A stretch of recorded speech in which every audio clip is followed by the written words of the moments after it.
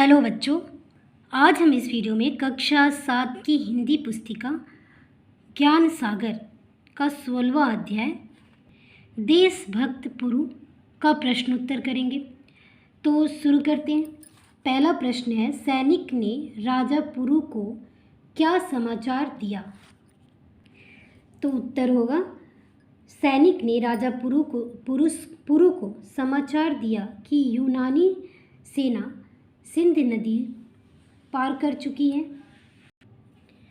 वह तेजी से हमारी ओर बढ़ रही है और तक्षशिला के राजा आम्बी सिकंदर से मिल गए हैं। दूसरा प्रश्न है, सिकंदर के दूत ने पुरु को क्या सलाह दी? तो उत्तर होगा, सिकंदर के दूत ने पुरु को यह सलाह दी कि आप भी आम्बी की तरह सुलह कर लें। इस तरह लड़ाई भी नहीं होगी और आपकी गद्दी भी बच जाएगी।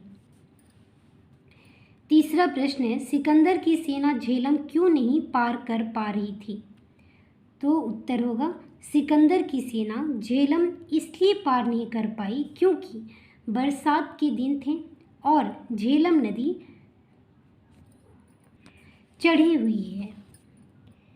हुई थी। चौथा प्रश्न है, सिकंदर के पुरु से यह पूछने पर कि आपके साथ कैसा व्यवहार किया जाए, पुरु ने क्या कहा? सिकंदर के पुरु से यह पूछने पर कि आपके साथ कैसा व्यवहार किया जाए, तब पुरु ने कहा, मेरे साथ वैसा ही व्यवहार किया जाए जैसा कि एक राजा दूसरे राजा के साथ करता है। अब आते हैं हम पाठ के अगले प्रश्न पे। नीचे दिए गए कथन किसने किससे कहें, लिखिए।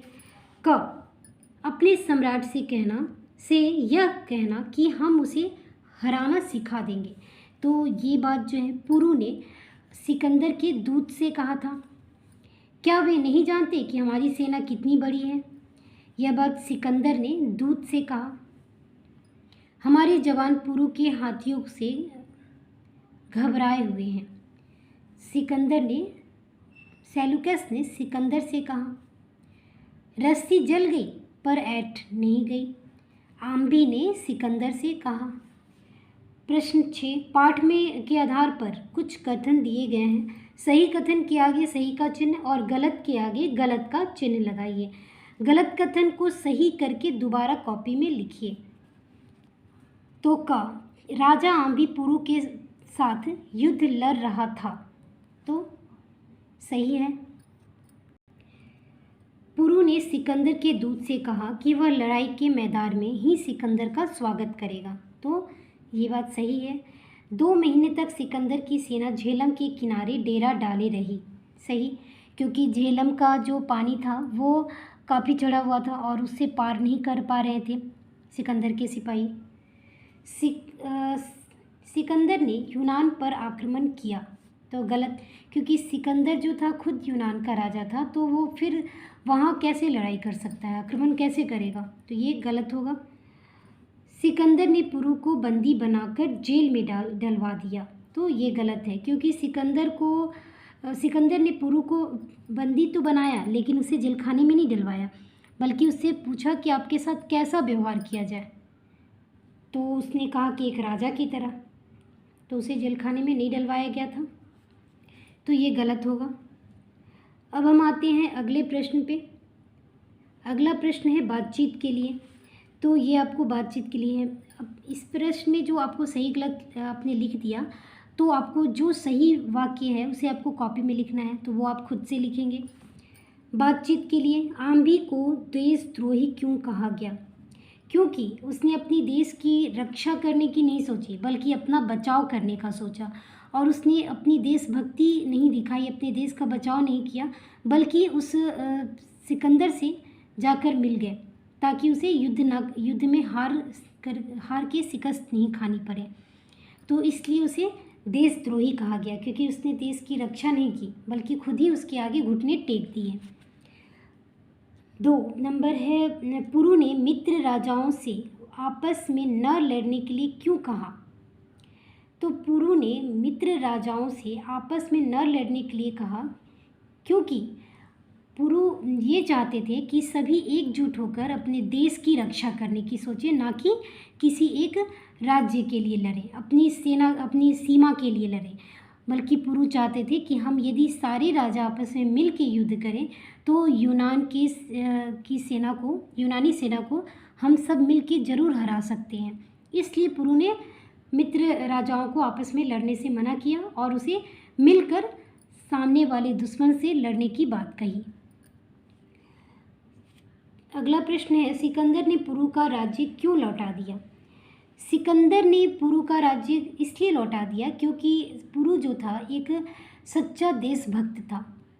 उसने आम्बी की तरह अपने देश से देशद्रोही नहीं की, बल्कि पुरु ने अपने देश की रक्षा के लिए, अपनी सीमा की रक्षा के लिए अपनी जान की परवाह नहीं की, और अपनी जान की परवाह किए बिना वो सिकंदर के पूरी सेना के साथ, इतनी बड़ी सेना के साथ लड़ने के लिए तैयार हो गए। इसलिए सिकंदर ने जब देखा कि पुरु इतना सच्चा देशभक्त है कि उसे अपने देश के लिए और अपने लिए देश के लिए उसने रक्षा के लिए अपनी प्राणों की बाजी लगा दी, तो इसलिए सिकंदर भी उसे प्रेम पूर्वक राज्य को लौटाने की सोची। चौथा प्रश्न है, सिकंदर और पुरु के चरित्र में से आपको किसका चरित्र सबसे अधिक प्रभावशाली लगा और क्यों? सिकंदर और पुरु में सबसे जो था अच्छा चरित्र आपका पुरु का था, क्योंकि पुरु जो था एक सच्चा देशभक्त था और उसने अपनी देशभक्ति के लिए अपनी परवाह किए बिना देशभक्ति के लिए यूनानी सेना के साथ लड़ने के लिए तैयार हो गए, और साथ में अपने मित्र राजाओं को भी इसमें शामिल होने के लिए कहा, ताकि हम अपनी देश की रक्षा कर सकें, ना कि अपनी राज्य की, अपनी सीमा की। जबकि सिकंदर जो था वो उसका एक ही लक्ष्य था कि ज़्यादा से ज़्यादा अपने राज्य राज्य का प्रसार करना, और उसके लिए वो जहाँ तक पहुँचता उसे अपनी चपेटे में ले लेता था और लड़कर जीत भी जाता था। तो इसलिए सबसे जो अच्छा चरित्र है वो पुरु का था, जिसने अपनी देशभक्ति दिखाई। अगला प्रश्न है, अनुमान और कल्पना। क्या होता अगर सिकंदर ने रात को आक्रमण न किया होता? अगर सिकंदर ने रात को आक्रमण न किया होता तो हो सकता था कि पुरु बंदी न बनाया जाता और वह भी युद्ध में बराबरी के साथ सिकंदर के साथ लड़ाई करता और सिकंदर को वो हरा दे, क्योंकि पुरु जो था अपने मित्र राजाओं को अपने साथ चलने के लिए कहा था और अपनी सारी सुरक्षा की तैयारी वो करने के लिए तैयार था। और लेकिन सिकंदर ने जो था रात में आक्रमण करके पुरु को धोखा दिया और वो उसे बंदी बना लिया। इस तरह से यदि रात में वो आक्रमण न करता तो हो सकता था कि पुरु इतनी जल्दी बंदी ना बनाया जाता, बल्कि वो युद्ध में बराबरी के साथ लड़ता। अगला प्रश्न, क्या होता अगर सिकंदर पुरु को बंदी बनाकर जेल में डाल देता? अगर सिकंदर पुरु को बंदी बनाकर जेल में डाल देता तो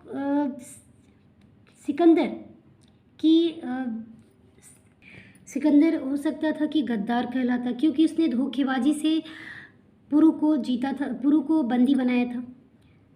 क्योंकि रात में आक्रमण करके उसने धोखेबाजी से पुरु को बंदी बनाया और उसे जेल खाने में डलवा देता तो उसकी गद्दारी दिखती और उससे पता चलता कि उसने छल करके युद्ध जीता है। उसने सही तरीके से बल प्रयोग से नहीं युद्ध जीता, उसने अपनी चालाकी दिखाई और उसे बंदी बना देता तो हो सकता था कि ये सिकंदर उस पर अपने भारत पर कब्जा जमा लेता और कुछ वहाँ की जो वास्तविकता कुछ अलग ही होती। लेकिन उसने बंदी ना बनाकर उसके साथ मित्रता करके, बल्कि मित्रता ही नहीं की बल्कि उसका राज्य भी वापस लौटा दिया। भाषा की बात, पाठ में आए मुहावरों का वाक्य में प्रयोग कीजिए। कूच करना, युद्ध के लिए सेना युद्ध के मैदान में कूच की। सबक सिखाना, बुद्धिमान राजा ने दुश्मन को अच्छा सबक सिखाया। इस तरह से आप अपने से भी वाक्य से लिख सकते हैं। अगला है, नीचे दिए गए अनुच्छेद से विराम चिन्ह को हटा दिया गया है। ध्यानपूर्वक पढ़िए और उपयुक्त चिन्ह लगाइए। युद्ध युद्ध है, ठीक है, युद्ध युद्ध है, तो यहाँ पर आपका विराम चिन्ह होगा। राजा पुरु, वहाँ न्याय और धोखा नहीं देखा जाता।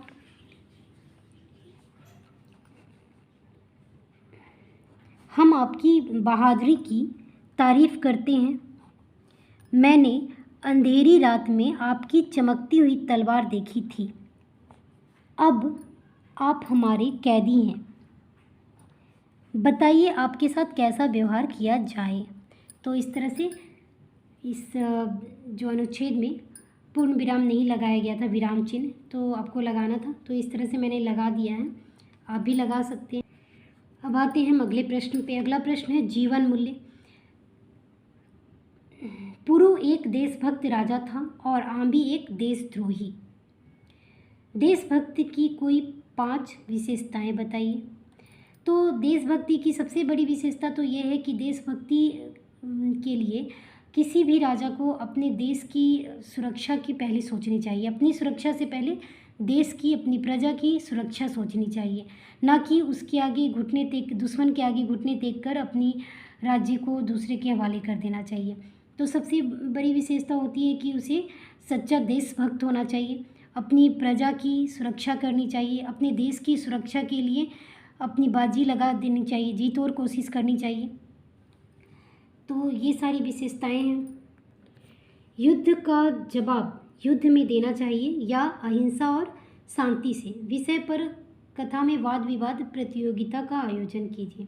तो ये सारे जो क्वेश्चन हैं आपको कुछ करने के लिए हैं, अर्थात इसको आपको लिखना नहीं है, इसे बस ओरली आपको समझ के बताना है। तो इस तरह से इस पार्ट के सारे प्रश्न उत्तर यहाँ समाप्त होते हैं। इस पार्ट से जुड़े किसी भी प्रश्न पे अगर आपको कोई डाउट हो या कोई भी कन्फ्यूज़न हो तो आप कमेंट बॉक्स पे पूछ सकते हैं, मैं उसका जवाब देने की कोशिश करूँगी। धन्यवाद।